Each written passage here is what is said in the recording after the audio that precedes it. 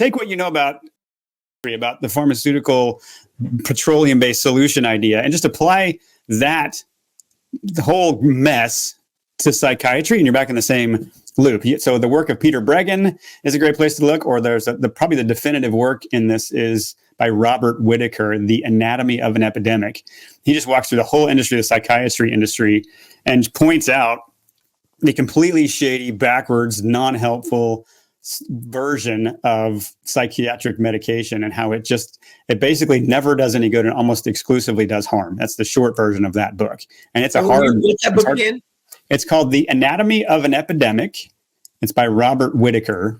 And so it just goes into the psychiatry world and really just gives you the history. And it's another one of those, it's like the 1986 Childhood Immunization Act. You can't unsee it once you see that history. Well, and let's just move on to the next, what's the next psychiatric disease? Bipolar, ADHD.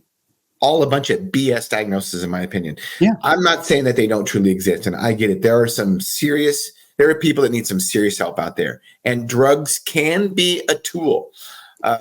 But how many kids or adults now? The adult ADHD, seriously? Don't all of us have a little bit of ADHD in us? And we have to learn to channel that? Yeah. And then that's what makes us productive? Yeah, and the egregious part here is we're doing nothing to look for causes. We're not doing anything to say, why might our attention spans seem to be getting shorter? Maybe it's just a marketing ploy like cholesterol, but it may just be that we have an epidemic of poisoning going on. We have an epidemic of goldfish attention spans brought to you by your smartphone that's creating an inability to pay attention. Maybe we should go at the roots of some of these things rather than medicate ourselves into oblivion and think there's a chemical solution to every problem we have. But so many people are still stuck in that trance. Yeah.